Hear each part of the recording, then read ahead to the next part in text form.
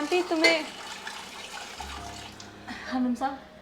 तुम बर्तन मत धोया करो, तुम बहुत ही गंदे बर्तन धोती हो, इसमें साबुन के दाग रह जाते हैं, फिर तुम्हारे साहब मुझे बोलते हैं, वो खाना नहीं खाते फिर।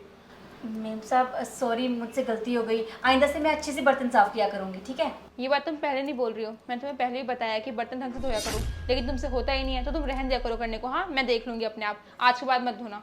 जा रही हूँ मैं।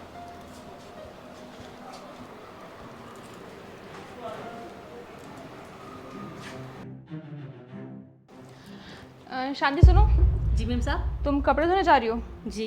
कोई ज़रूरत नहीं है, वॉशिंग मशीन रखी हुई है, उसमें जाके धो दो। वॉशिंग मशीन में तो आपने तो कहा था कि दाग धब्बे रह जाते हैं कपड़ों में, तो इसलिए मैं खुद हाथ से धोऊंगी ना। हाँ तो मैं अभी बोल रही हूँ ना कि वॉशिंग मशीन रखी हुई है, वो कोई जंग लगने की तो रखी है हमने। हाँ, कपड़े धोने के लिए मंगाई थी, अब जाके उसमें धो दो कपड़े। ठीक है।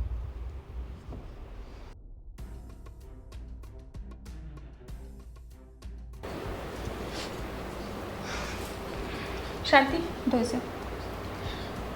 तुम्हें ये सब करने की ज़रूरत नहीं है। हाँ, तुम झाड़ू बहुत ही गंदी लगाती हो, मैं सच बता रही हूँ। पर क्यों मैम साहब?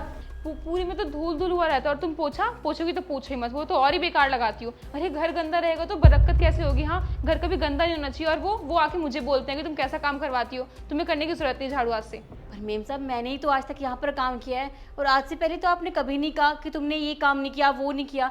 और अब मैं सुबह से देख रही हूँ, आपने ना मुझे बर्तन साफ करने दिए, ना मुझे कपड़े धोने दिए, और अब झाड़ू लगा रही हो तो आप कह रही मैं झाड़ू ढंग से नहीं लगाती। मैम साहब मुझसे कोई गलती होगी तो मुझे माफ़ कर दीजिए, पर मैं अपना काम अच्छे से करती हूँ, मुझे अच्छे से पता है, फिर आप ऐसे कैसे कह सकती हैं? अरे तो क्या हो गया, आज से पहले नहीं कहा तो? आज तो बता रही हूँ ना। अब मुझे लगा कि तुम सुधर जाओगे खुद से, लेकिन नहीं, तुम्हें तो कोई बदलाव आया नहीं, तो मुझे बोलना ही पड़ गया। और एक काम करना, आज से तुम्हें कोई भी काम करने की ज़रूरत नहीं है। हाँ, और कल आके अपनी सैलरी ले जाना मुझसे। मेम साहब आप ऐसा क्यों कर रहे हो? सैलरी इतनी जल्दी? अभी तो महीना भी नहीं हुआ, और मेम साहब आप मुझे काम से क्यों निकाल रहे हो? मैं काम अच्छा तो कर रही हूँ मेम साहब। देखिए मेम साहब मुझे माफ। जी मैम साहब आपने बुलाया? हाँ, मैंने बुलाया था। वो काम कर दोगे ना घर के सारे आप? हाँ जी। आप एक काम कीजिए, बहुत सारे काम पड़े हुए हैं किचन में, आप उसे निपटा लीजिए पहले। हाँ, और कल से टाइम से आना काम करने। ठीक है मैडम।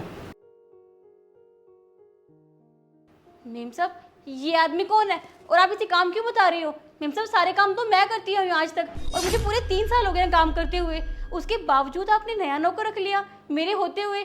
मेम साहब मैं हाथ जोड़ती हूँ, मेरे पेट पे लात मत मारिए, मुझे काम की बहुत ज़रूरत है, प्लीज़ मुझे काम से मत निकालिए मेम साहब प्लीज़।